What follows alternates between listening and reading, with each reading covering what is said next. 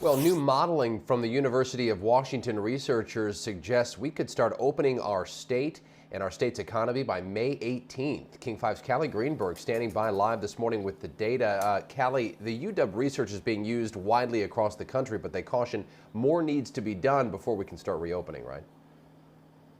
Right, it's a model, so this is what they're looking at, and if everything goes well, it could mean that businesses here might be open really a month from now. Now, they looked at each individual state. Some states, they said, could start easing social distancing measures as of May 4th. Other states will have to wait until after June 8th. Here in Washington, we sit in the middle. They're predicting that the week of May 18th is when we can begin easing some of those social distancing guidelines, but there are some conditions in order to make that happen. The study said the state needs to hit a very low infection rate to begin reopening, about 1 infection for every 1 million people, it says. It also says relaxing social distancing is possible with containment strategies, things like widely implemented testing, contact tracing, isolation of confirmed cases, and restricting large gatherings. Now, as we just heard, there's been a lot of discussion about increasing the testing capacity in the United States. President Trump saying on Sunday he'll invoke the Defense Production Act to force businesses to build more testing swabs. And that is because public health experts have come out and said the testing in the United States needs to double, possibly triple, before we can even consider reopening the American economy. So that is just something to think about as we look at this possible May 18th reopening deadline. Live in Seattle, Callie Greenberg, King 5 News. Thank you, Callie. The Washington State Department of Health is recalling 12,000 coronavirus test kits because of possible contamination. It says UW notified them of a possible quality control issue last week. The health department then recalled the testing kits out of an abundance of caution. It believes that there's no health risk to patients who might have used the kits and says testing was not impacted. Testing is crucial, as Callie just mentioned, as public health officials try to get a handle on just how many people are infected with coronavirus. And you can see from this map, the red that is on this map, that's where the East Coast is getting hit the hardest.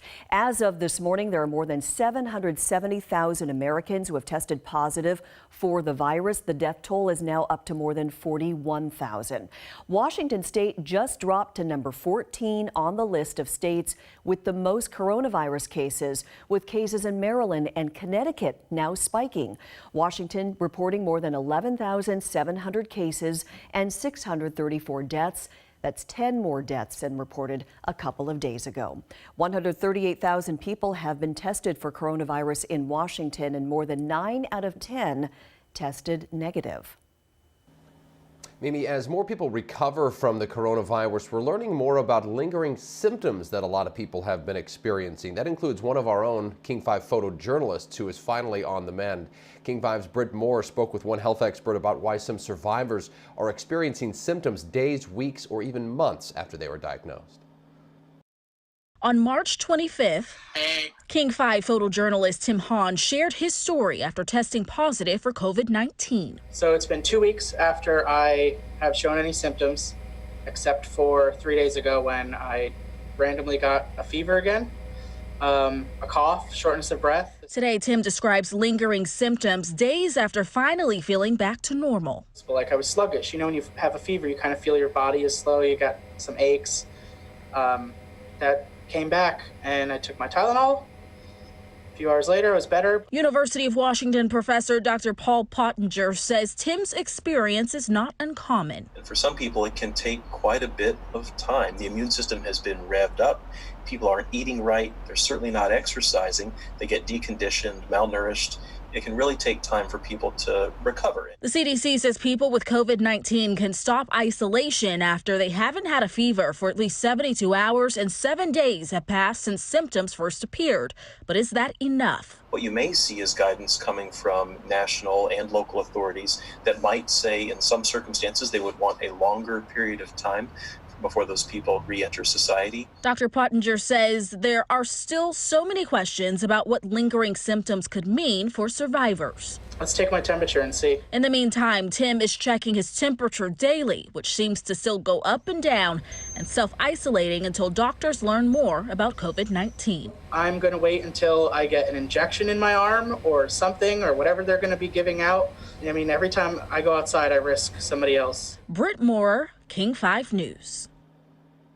Good to see Timmy back on the mend, and you may have had coronavirus and not even know it. That is what one study out of Iceland is now suggesting. The CDC says the number could be as high as 25%, but other researchers urged caution because the virus is just so complex. They say an antibody tests are the only real way to know if someone has had the virus but didn't show any symptoms.